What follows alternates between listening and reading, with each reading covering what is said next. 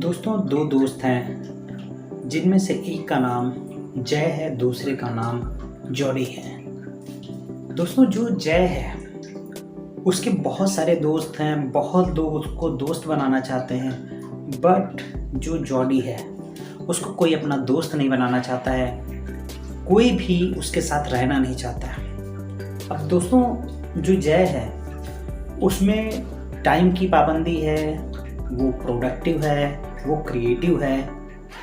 और जो जॉडी है वो हर काम को लेट लतीफ़ करता है, किसी भी टास्क को पूरा नहीं करता है और इसी वजह से उसके साथ कोई दोस्ती नहीं करना चाहता है।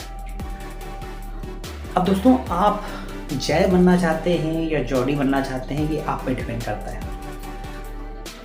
दोस्तों, आज जो मैं बात करने जा रहा हूँ वो यही है कि अगर आप जॉडी हैं तो जॉडी से आप जय कैसे बन सकते हैं। दोस्तों, मैं हूं आपका दोस्त Arun Kumar Rathore. I am digital coach and IT professional.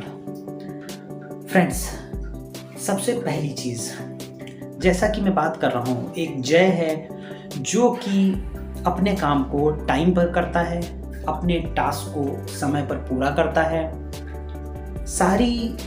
जो उसके काम हैं उनको टाइम टू टाइम करता है, जो वो डिसीजन लेता है, जो वो लक्ष्य लेता है उसको उस नियत समय पे करता है। दूसरा जॉडी है। जॉडी ना तो वो टाइम का पाबंद है, वो टास्क बहुत से ले लेता है बट वो पूरे एक भी नहीं कर पाता है, सारे काम को वो अधूरा छोड़ देता है। कई बार तो ऐसा होता है, किसी दोस्त से उसने वादा किया कि मैं जो है 7 बजे, शाम को 7 बजे तुम्हारे साथ खेलने के लिए चलूँगा, और दोस्तों जब वो टाइम का पाबंद नहीं है तो उसको 7 की बजाय 7:15 फिर 7:30 बज जाते हैं, उसके दोस्त वेट करते हैं और फिर चले जाते हैं। वो बंदा 7:45 बजे पहुंचता है। अब दोस्तों, इसी जगह पे जो जय है वो अपने फ्रेंड से वादा करता है कि मैं आपके साथ खेलने के लिए 7 PM पे मिलूँगा, और दोस्तों वो पर्टिकुलर उस टाइम पे उसी स्थान पे पहुंच जाता है, अपने रियल टाइम पे, जो उसने टाइम दिया था 7 PM। अब दोस्तों, आप ही बताएं, आपको जय के साथ दोस्ती करनी है या जोड़ी के साथ करनी है? और ये जो मैं जय और जॉडी की बात कर रहा हूँ, ये एक कैरेक्टर है जो आपके अंदर है। जब आप टाइम के पाबंद होते हैं, अपने टास्क जो भी ले रहे हैं उनको पूरा करते हैं, अपने टास्क को अच्छे से मैनेज करते हैं, तो दोस्तों आप जय के तरीके से काम कर रहे होते हैं। और जिस तरीके से आप देख रहे हैं कि जय के कई दोस्त हैं और उससे लोग दोस्ती और ज़्यादा करना चाहते हैं, क्या आपको नहीं लगता कि आप खुद उस व्यक्ति से दोस्ती करना पसंद करेंगे जो टाइम का पाबंद है? आप खुद उस व्यक्ति से दोस्ती करना पसंद करेंगे जो कि अपने टाइम की कद्र करता है और साथ साथ में दूसरों के टाइम को भी बर्बाद होने से बचाता है, टाइम की कद्र करता है? कि आप जोड़ी जैसे दोस्त को बनाना चाहेंगे जो ना टाइम का पाबंद है, ना किसी काम का पाबंद है, जिसके सारे काम आधे अधूरे पड़े रहते हैं? दोस्तों, डेफिनेटली आप जय को ही अपना दोस्त बनाना चाहेंगे, और वो जय आपके अंदर भी है। लोग भी आपको उस जय की तरीके से देखना चाहते हैं, ना कि जॉडी की तरीके से। अगर आप जॉडी की तरीके से अपने टास्क को अधूरे छोड़ते हैं, बहुत ज़्यादा टास्क लेते हैं, किसी चीज़ पे फोकस नहीं रहते हैं, टाइम को वैल्यू नहीं करते हैं, तो दोस्तों आपको भी कोई वैल्यू नहीं देगा, आपको भी कोई वैल्यू नहीं करेगा, आपको भी दूर दूर तक कोई भी अपने साथ नज़र नहीं आएगा। अब इसको करना कैसे है, मैं यहाँ पर ज़्यादा कुछ नहीं बताऊँगा, केवल कुछ चीज़ें प्रैक्टिकली बताना चाहूँगा। सबसे पहली चीज़, आपको इस हैबिट को छोटी छोटी हैबिट से रिप्लेस करना होगा। पहली चीज़, अगर आपको जो टाइम मैनेजमेंट है उसको समझना है तो सबसे पहले ये आपको समझना ज़रूरी होगा कि आखिर मैं जो टाइम दे रहा हूँ उस टाइम पे काम क्यों नहीं कर पाता।